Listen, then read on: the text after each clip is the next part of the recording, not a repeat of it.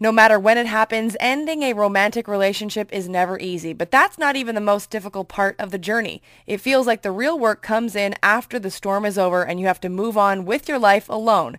And you may have problems letting go of your ex and everything that person brought to your life. To give us some advice on how to work through this challenging time is our relationship coach, Frank B. Kermit. Frank, thanks for joining us on the Kelly Alexander Show. Thanks, Kelly. Great to be here again. Frank, what is the most important thing to remember as you launch yourself into getting over your ex? The most important thing to remember is that the world doesn't stop just because you have a broken heart. The world is going to move on. People are going to get on with their lives through their own ups and downs. And what tends to happen when people go through this process of dealing with their own broken heart is that when they finally come out of this cloud, they're surprised at how much life around them has changed. They don't tend to grow as individuals. They don't tend to grow as people because they're stuck in a time period of when they were in their last relationship. I know that a lot of people actually decide when they are no longer with a person that they're going to stop frequenting places that they used to go as a couple, like a certain restaurant or a club. Is this a good idea? Bad idea. Absolutely bad idea. When you break up with somebody, the best thing that you can do is to actually go to those spots again with new people that you're seeing. So let's say you and your partner were at a particular restaurant and you went there every week. As soon as you have someone new to date, go to that restaurant. This is going to help you by creating new memories that you associate with specific places. Now at first, yes, being in those environments are going to trigger some memories of your ex.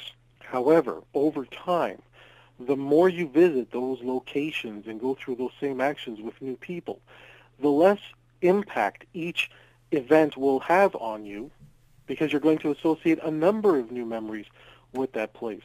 It won't change how you feel about your ex. It is going to change your ability to function day to day when being presented with reminders of the things you and your ex used to do. Frank, I have to tell you, I think that's a very important piece of advice because I know in my own experience after a particular breakup years ago, I had been very attached to this person and so many places reminded me, of them. And I was determined, though, to keep going, not knowing at the time why, but I had seen some other friends say, well, I never go back there because, he and I used to go there, so I'm not doing it. And I was like, if I do that, there's going to be no places for me to go in my town. That's right, So, because eventually every place is going to remind you of some ex, and that's not why we're here. We're here to enjoy our lives. And yes, when you date somebody, of course there's going to be the risk that you're going to break up, and that risk is pretty high.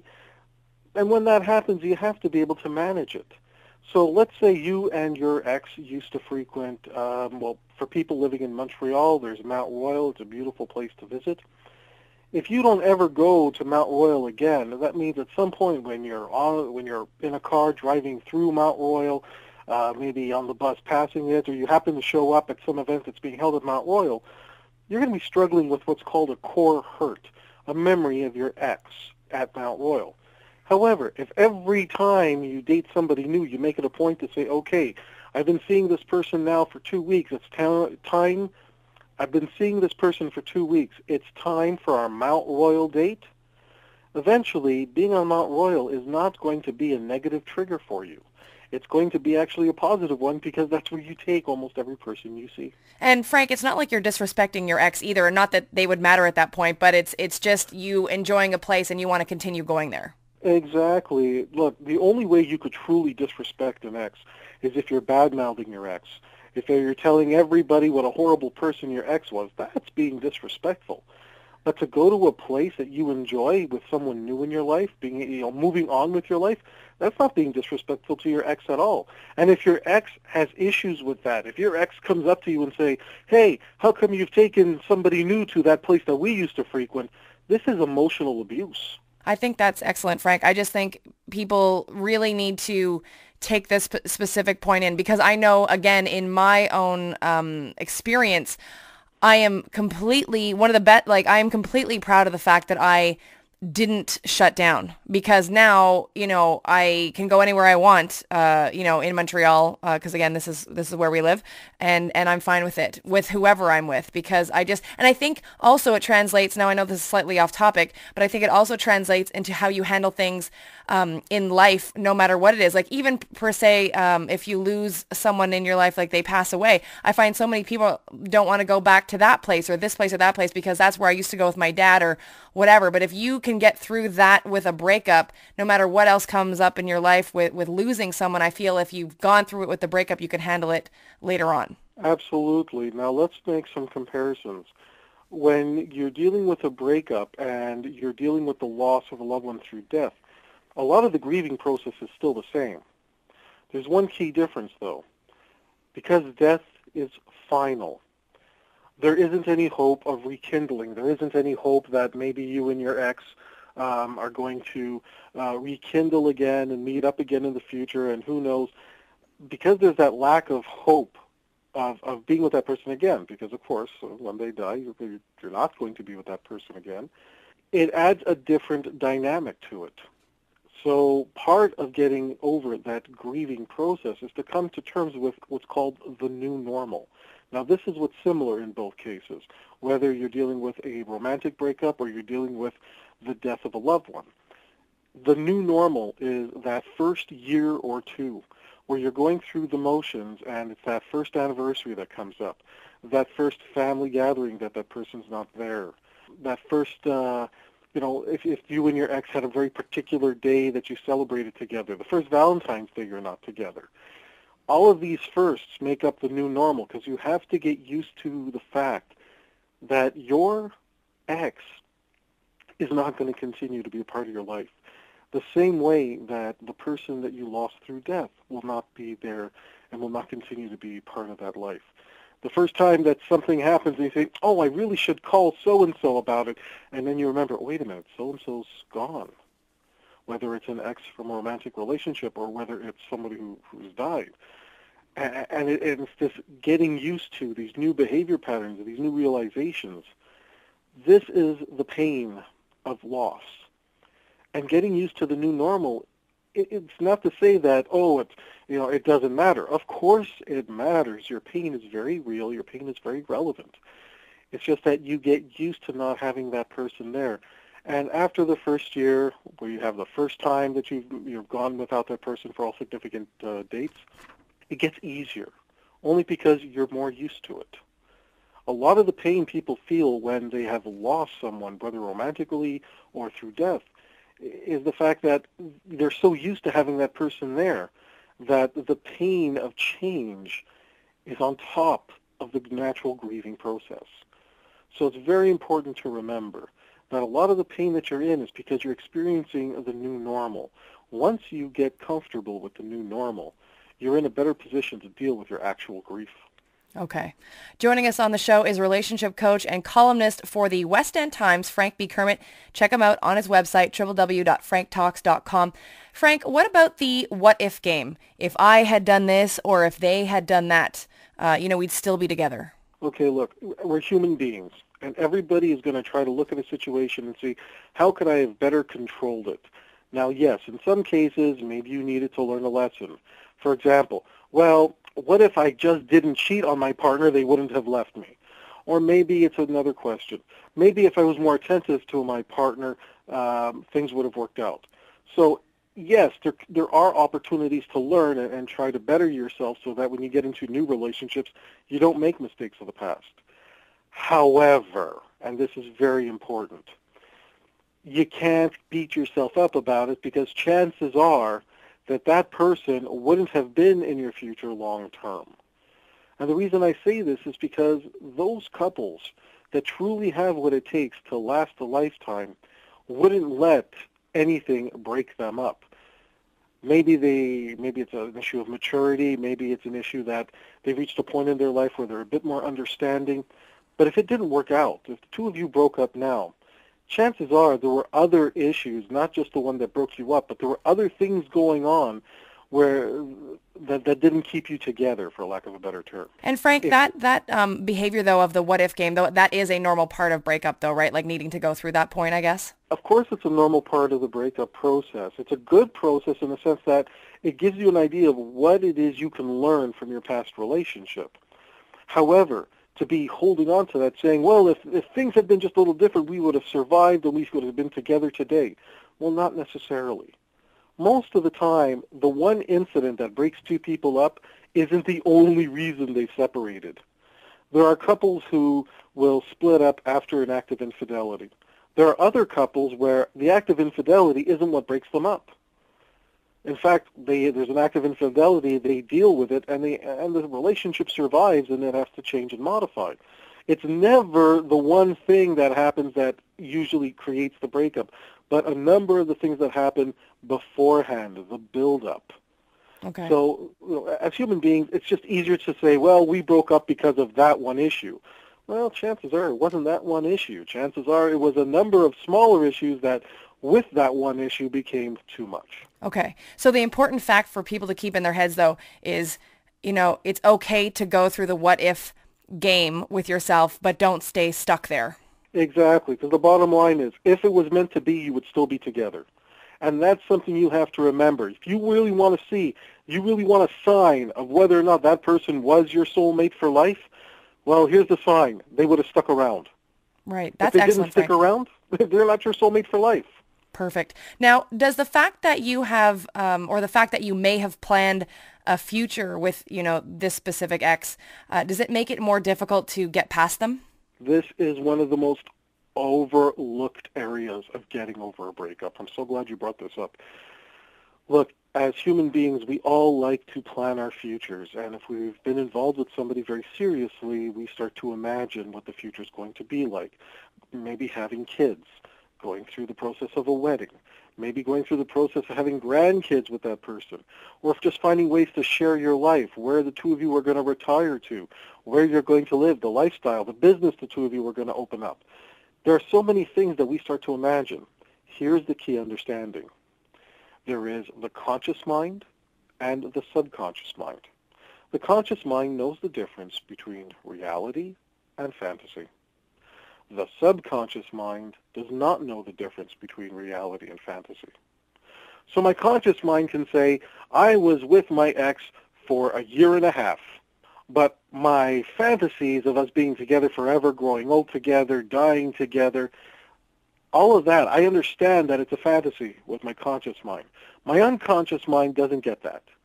The subconscious says, well, no, the 18 months you were together existed, and all these fantasies, they existed too. Part of what we mourn isn't just the 18-month relationship we actually had. We also have to mourn the fantasies and the future that we've built up in our minds. And we have to pay homage to that and put that to rest as well. I'll give you a very specific example from my own life.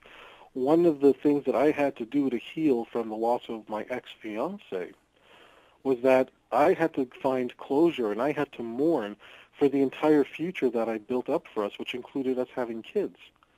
So I literally had to mourn the loss of children that I never had. Even though I understand consciously, well, those kids never existed.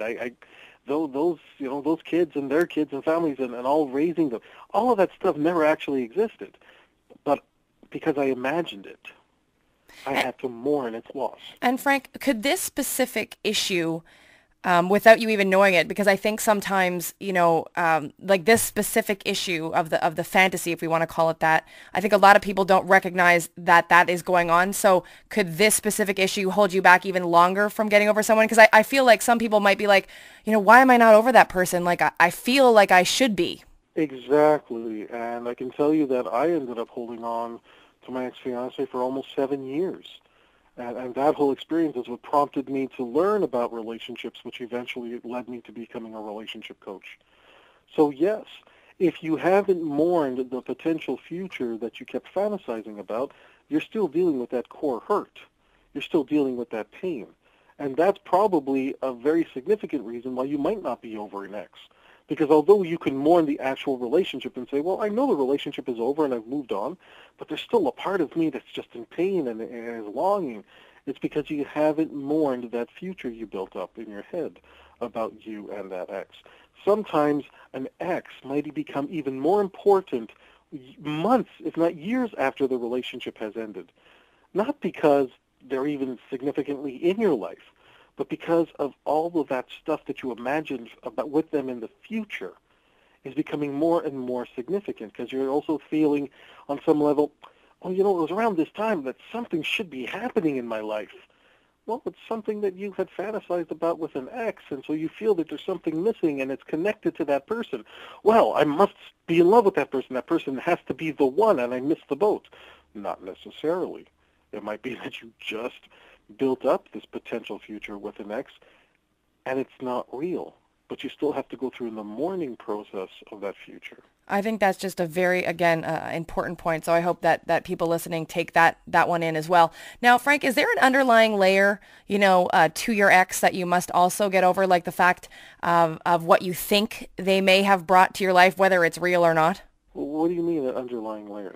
Let's say you were not in a good space when you met them with your own self-esteem or something, and then you met this person, and then all of a sudden you started to feel confident and all this kind of stuff, and maybe it was just you also starting to get to that point on your own, but you associate your newfound confidence with this person.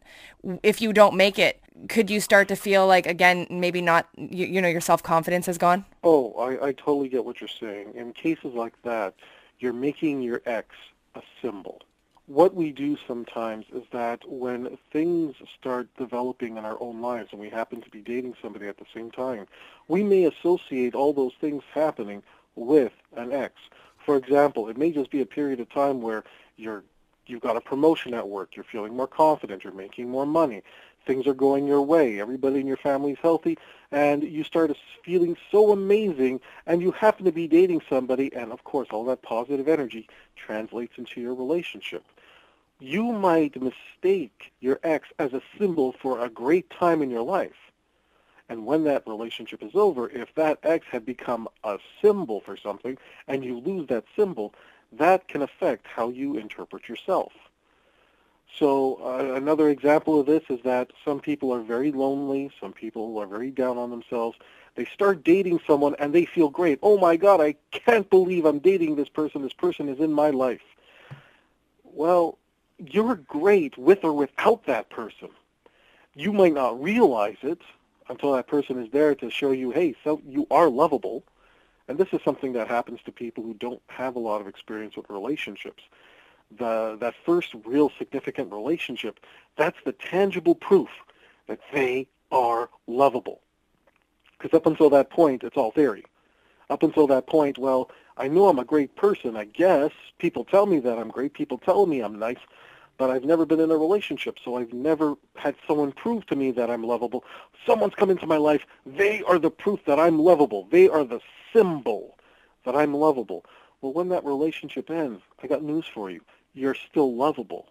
You just may not feel it because that symbol, that reminder that you're lovable is now gone. Here's the problem. If your ex is your only symbol that you are lovable, then you're going to start to feel unlovable because your ex is not there, as opposed to realizing that it wasn't that person specifically. It's the overall metaframe of you were able to attract one person, therefore it's only natural that we can believe that you'll be able to attract someone new. And the fact is there may already be people attracted to you that want to date you, but you're still too much in your own head to even acknowledge them. On the show with us this week is our relationship coach and columnist for the West End Times, Frank B. Kermit. Again, check out his website, www.franktalks.com.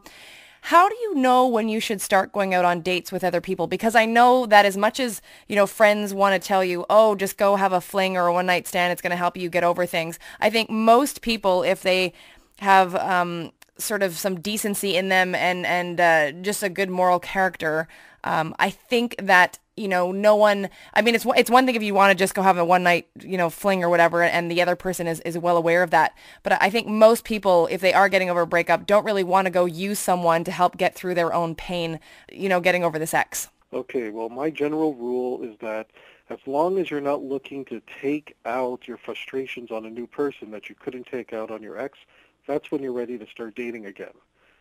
So if you're still really angry at your ex and you're out looking for revenge and you're just going to take it out on the next person you date, that's a very unethical and very emotionally unhealthy thing to do.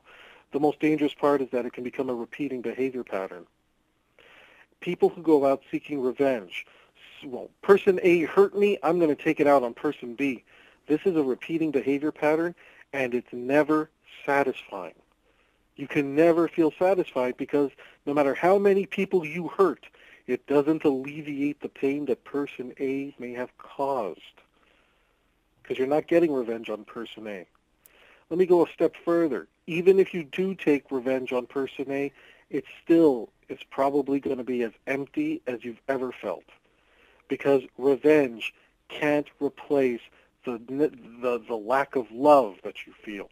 I also want to make a point about going out and having flings or just going out and having fun. There's nothing wrong with that. There's nothing wrong with going out and having a one-night stand if that's what you choose.